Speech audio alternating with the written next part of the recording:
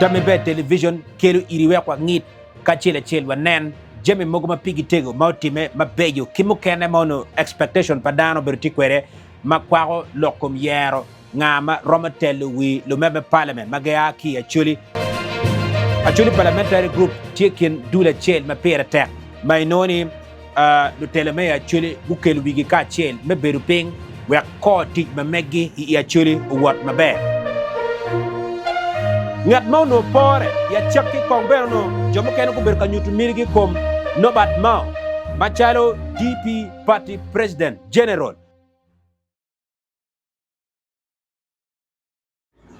for the twala joli tamebe television yup me midweek analysis kit me kara duju edition men ramatin for the first time dwe ma ber wa joli wotin ne ndo me dwe ma ber mo galberio kipiariya bichel nya Wilfred Akai wanen Whitlock muken mapigi tego madiga karo kitwa kumala melo biganda makwa lo tele mati ya chuli yup madit pol kare bertie tamebe television tien wa mir wanen ikin lok mapira tek ma lo tele me ya chuli parliamentary group unyo lo tele me ya chuli gubergi ker beberi kachoke madit me yero anga mo miro bet won kom mamegi mautime la wo kinindwa chel tamebe television kelu iriwe kwa ngit kachile chel wanen jemi mogo mapigi tego mautime mabeyo kimukene mono expectation padano bertikwere makwago lokum yero ngama romatelu wi lumeme parliament magaya ki actually ete dul magiborne actually parliamentary group taking dula chel mapera tek mainoni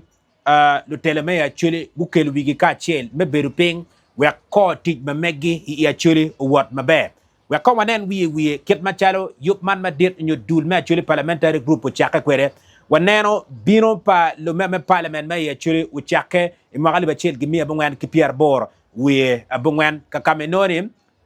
bino machela dugi pa ko neno chan mapol ki pero mauno anywali me ko malamelo Uganda gitie ka karkiye ilwen mauno tie ko malamelo Uganda ite lwen me LRA mauri pi mwake mapol tutwal ikingi joma guberu kineno mekelo lutela kachel waberu kidano ma gutiyu matek tutwal ikare menom waberu ki ladita Jakaria Ulum ma eneti kindana maguberu tie ikine kama mero magikelo dulman me actually parliamentary group waberu ki ladita Tiberia Zatwoma manoti kinlo da mukene magien guberu tie kachel yop man me kelu dul me actually parliamentary group ka chil ki la meme parliament ma chon mautelon achwa pi mwaki makaro piario ki wie la dita honorable Reagan Ukumu Ronald ma en beno birtie kin dan mautelo ma chal won kom me actually parliamentary group pi luagi mwaki mapol ni chake kar meno waneno telagi kawapor ki tele mekin kar man Jimmy Tima Pol ma loke mapol de wanero miripa dul marno tie mekelo duan kara churi kachel were gamen de kamiyo kony o mi kony manotie marwate ikin jimo kene beneme nerni kony kadiga binom ikare meno wore iching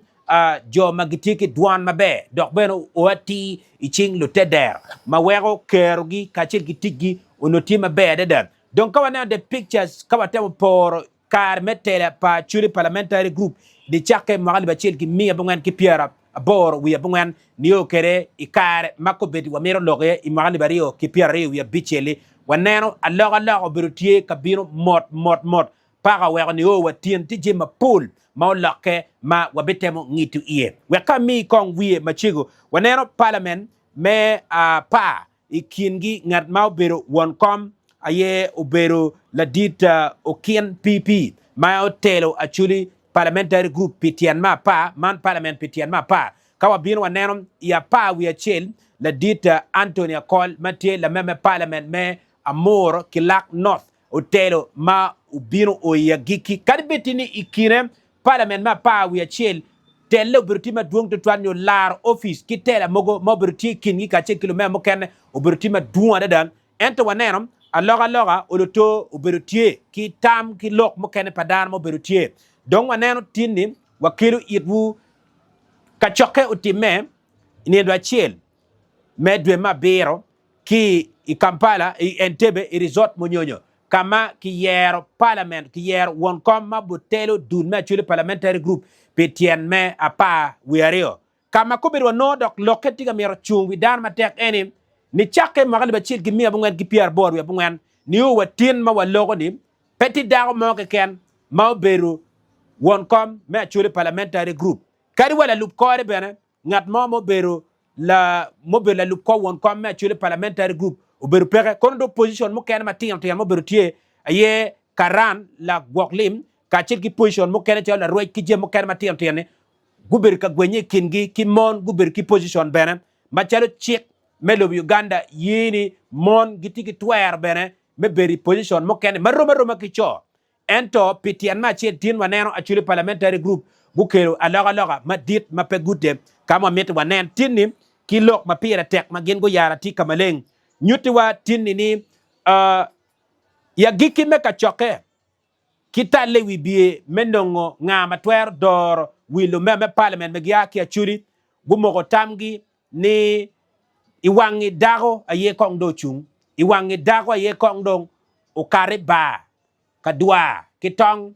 riem le en ki kome weki nen ka gwok le mati lumi dago bene romo kilo ne achulu bolo ki char lok ni gwok ma dago bene mago le petien lok ni dago nyo konye pere ento ki ne ni keru ki ngwech pien gen duju gitiki capability no gitiki capacity meti mo jemi marwate weko tin wanen ko beri ki yara ti kamaleng ni kindana dek mago nyuru mirigi metalle wi bie me beri machal won kom me chuli parliamentary group wabiru ki dana dek wabiru ki megu honorable Betty Awolo Chan men guru polkar wanu ngeyu ni en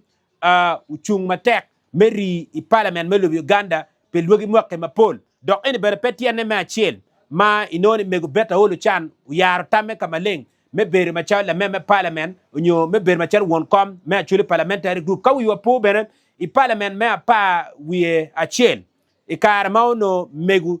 actually i parliament me pa wie rio mego mauno tie leader of opposition ikarmano foot party deep FDC ono tie ma tek to trial en ko be nyur mirne berme ber ma chala meme parliament ma chung pi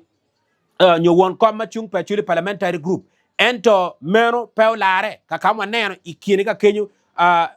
honorable ukien PP udonyo kado nge akol ubinu leyu ka kenyu kado nge chichot ko bechan wa neno dago achiel ke ken ikin dana dek magu nyur mirigi ma tie mego Betty Awolo Chan ka chiki Gilbert Tulanya ka de nge chot honorable Catherine Lamwaga ma tie la meme parliament ma chung pi mon me Omoro district aye ko be do chamo kwi ma pol me ber ma chal won kom ma chole parliamentary group wadonyi lokman ma chichek nero twer bertie ni ning ni gwakar kene aloga twer nen idoro dul ma chuli parliamentary group eni mabe onyo keje ko pieni dano berka penyi wigi nyo dano berka temo neno ni ngat mau no pore ya chaki kong beno no jomo keno ko berka nyutu mirigi kom nobat mau machalo DP party president general matie la minister manel lokum chek ilobu Uganda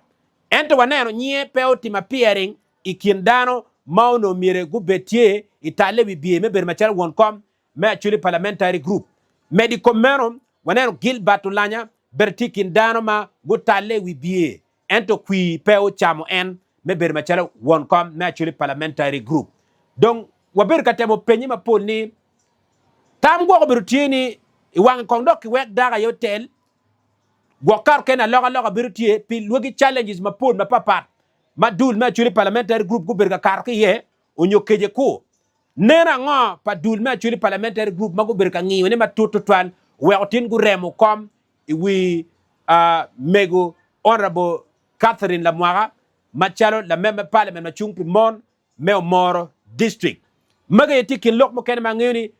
mot wanu berka kelne bot in machalo tami be television but we mean a brief detail pi dana ma go chamo kwi pi position mo ken ma tieni ikin ping ka chele kit machalo wanu mi u kade bot in wajara tika maleng ni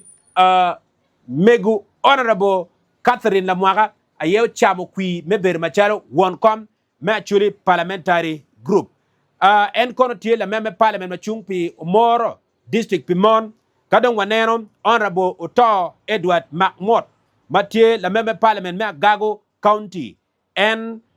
udonyo macha la lup ko won kom so I wange ki ker la lup ko won kom ki leo tie ma char la cho onyo ngat ma bilu ko won kom kadong honorable Piu Dennis Geoffrey mati MP Menwaya County en ko bereke yer en me ber macharo la cho ma dit pa dul ma chuli parliamentary group gin madak wano ko bertika chungu wiwa matek to twal enim jomanien